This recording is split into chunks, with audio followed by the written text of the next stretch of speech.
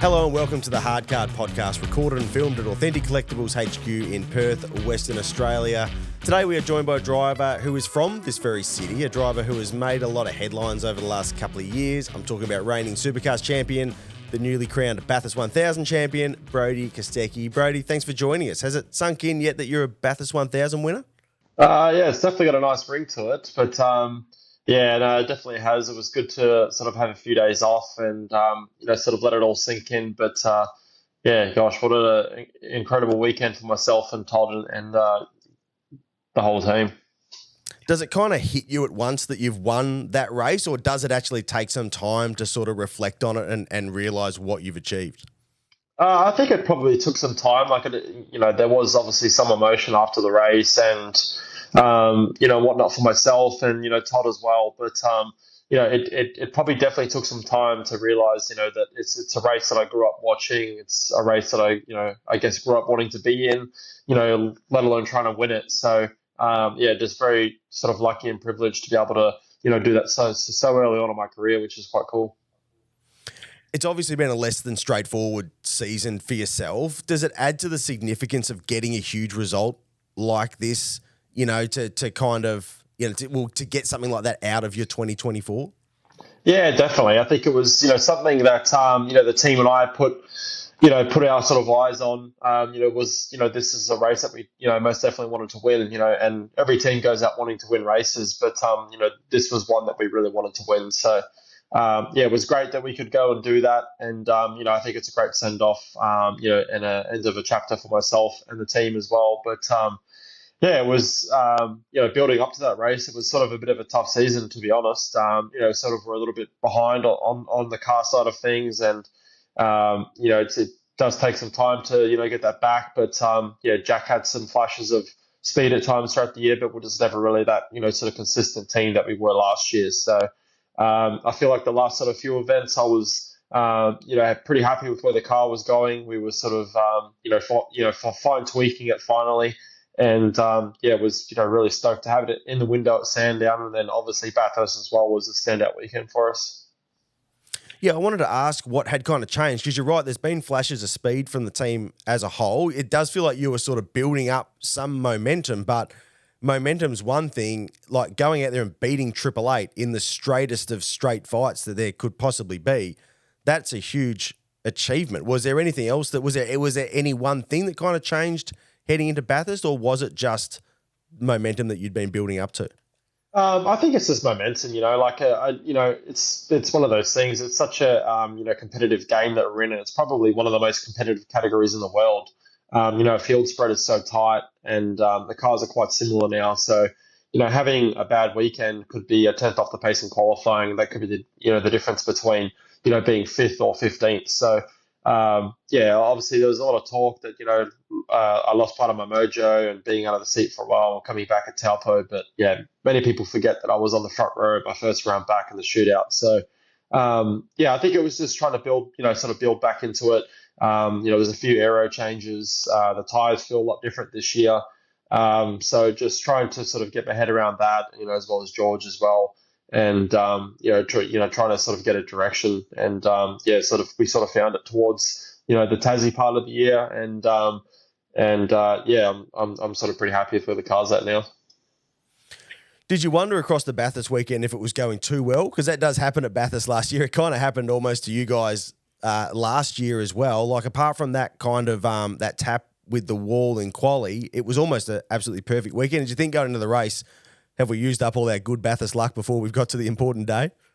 Yeah, it was probably a little bit different weekend than last year. I think, in the first practice and the second and third practice, we were sort of, 15th on back or 10th on back on the speed charts, but we're just trying to focus on our race car. And, I had a few messages throughout the weekend saying, you guys good, or what's the story? But, I was confident, within myself, and, so was Todd as well, and George, and we're just focusing on, what we had to, and, trying to make the race car as best as possible because it's such a long race. But, it's probably a little bit unexpected going to qualifying, knowing the car had a lot of pace, having a lot of pace in it, which we didn't really sort of focus on. So, yet obviously wasn't feeling the best on the Friday there and didn't do a very good lap. So I was, quite happy to just be in the shootout and then obviously do what we did in the shootout, which was quite cool. So was that a conscious decision from the team? Because last year, you're right, you guys were kind of set the pace right up until race day. You were the fastest car until race day. Was this year, was it about, if we qualify well, great, but let's actually really focus on being quick on Sunday?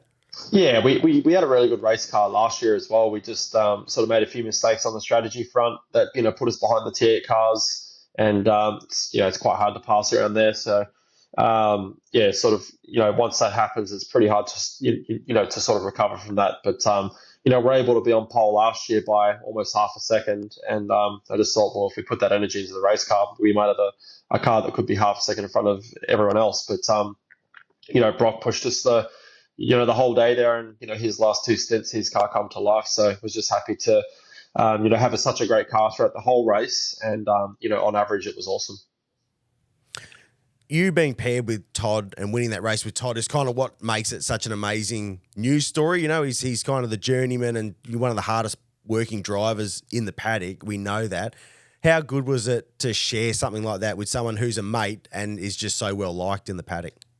Yeah, definitely. Todd's got a different background than I do, coming up through the ranks, and was able to actually live with Todd for a period through 2017 and 2018, and to see the effort that he puts in off track to go racing was astounding, to be honest. I was working on my Super 2 car with my other two cousins, Kurt and Jake, and go on the racetrack, and didn't have to. Was in a situation where we didn't have to worry about the funding part of it so much. It was just, we had to prep the cars and do it all ourselves, and that was what we had to do. And as far as Todd went, he had to actually find the money to go racing. So it was his upbringing through the racing ranks was a fair bit different than mine, and from all the sausage chisels and all the other fundraising stuff he did. To get to the track, it's just astounding. So I was really happy to see the emotion on his face and his parents' face as well, Sharon and his dad. But it was a fantastic feeling for us both, and it was awesome to be paired up with him. Lounsey. Cam, you all in for the Velo Adelaide 500? Well, I'm in the final round of supercars, so yeah. And the Stadium Super Trucks? Wouldn't miss them, mate. And sprint cars in the city? Napa Speedway, love it. The Australian Supercross? And Chisel? Oh, and one more thing, mate. Can I get a lift? Melbourne to Adelaide via Brisbane. I'm on my way.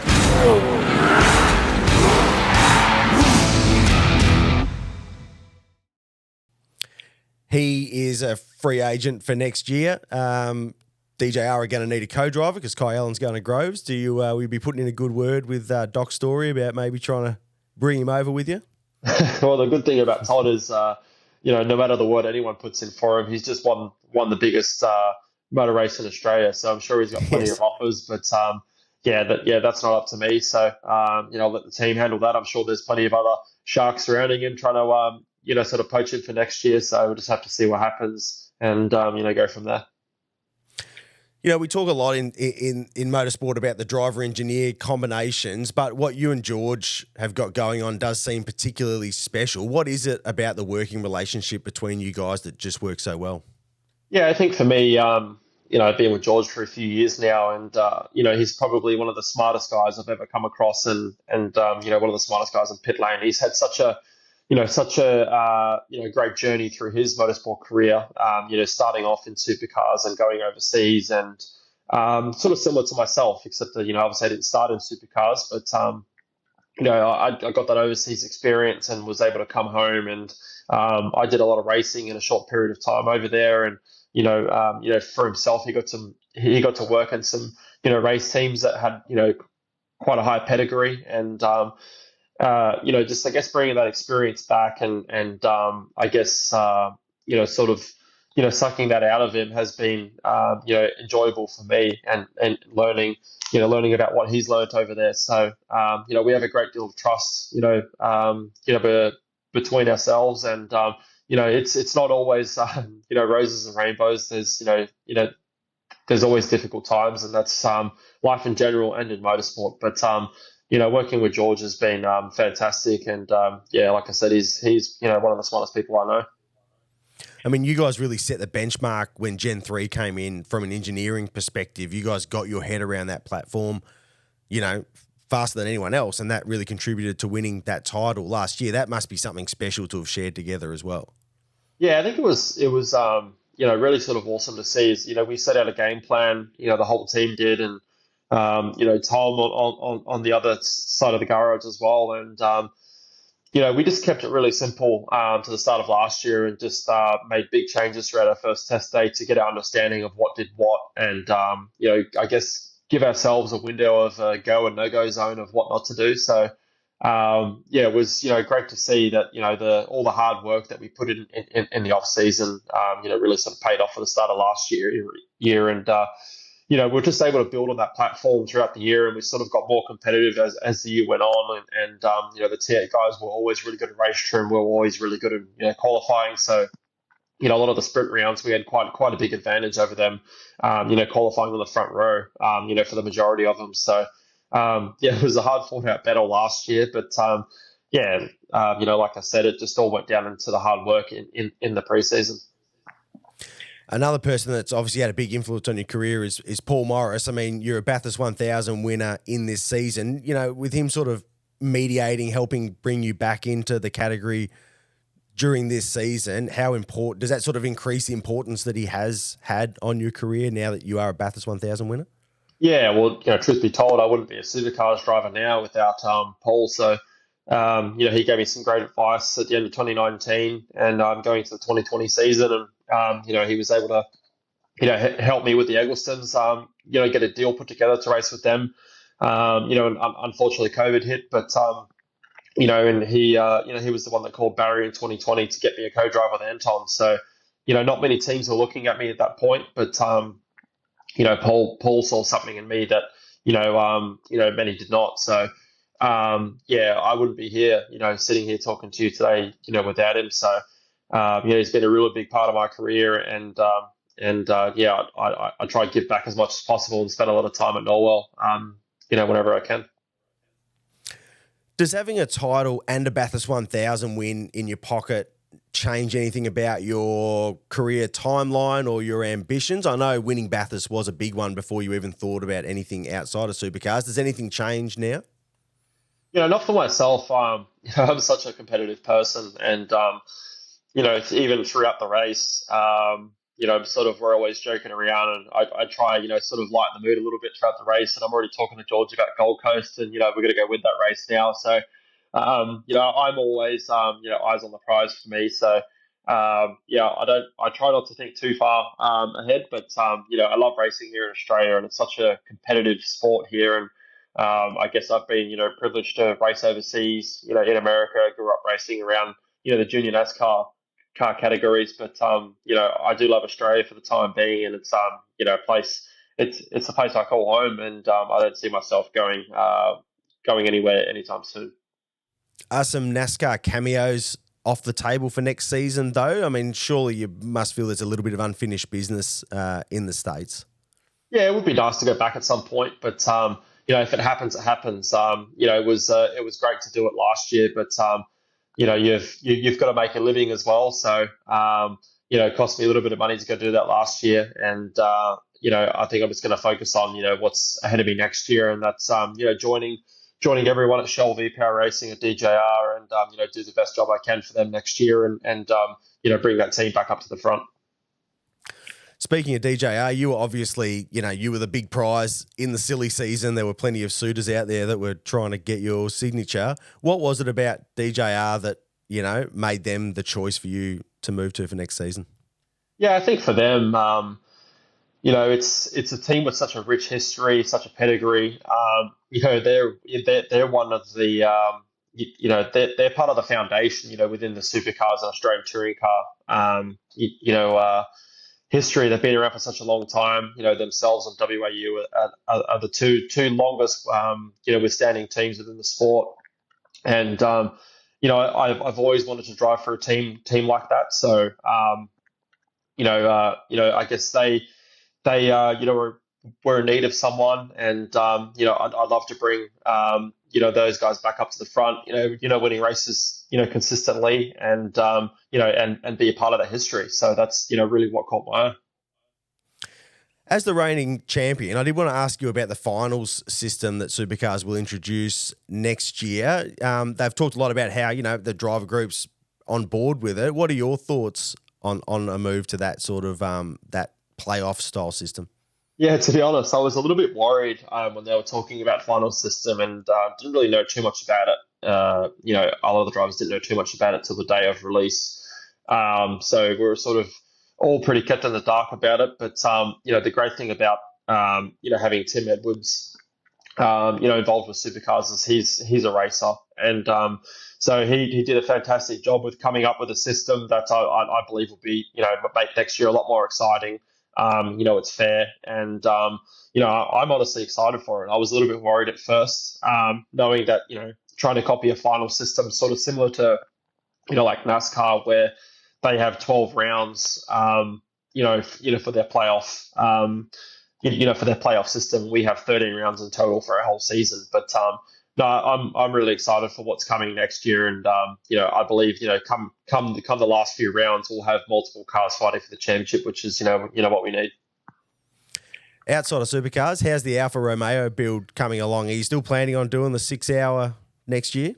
Yeah, trying my best, but I didn't really sort of accompany for all the extra media and whatnot after winning Bathurst. But no, it's coming along all right. It's getting there. It's got a cage in it, and I've had a lot of help too from a few friends of mine. Ed and some people at Pace Engineering. So it's been a lot of fun building it. As many people know, I love sort of tinkering. Very hands on. So it's coming along nicely. Just have to take it to a track day sometime soon, and see what breaks first, and hopefully get ready for next year. What else have you got on for the summer? We know that you dabble in a bit of sprint car racing. Have you got plans to do a bit of that? Could we see you over here at Perth Motorplex taking on Kyle Larson, maybe? I don't think I'll be at Perth anytime soon. I need to do some more local shows first, and sort of get my eye back into it. So. Yeah, I do enjoy my sprint car racing. Love working on sprint cars too. They're such a fascinating sport for me. Very fast paced. A lot different than I guess what us bitumen guys are used to. Where you get to the track at 2 or 3 o'clock in the afternoon and it's all done. You're all washed and back home in bed by 12 that night. So I've been able to visit Toowoomba Speedway. And been working on a good friend of mine, Brett Craftsman sprint car, sort of the last year or so. So that's been really enjoyable, and we were able to get a win last season, which was really cool. And but would like to visit Toowoomba next season and do some more racing there. And we'll just have to see what happens. Thanks for joining us, Brodie, and best of luck on the Gold Coast and Adelaide. Thank you. We'll be back in the next couple of weeks with a new episode of the Hard Card Podcast. Don't forget to subscribe to the Authentic Collectables YouTube channel and hit the little bell to make sure you never miss an episode.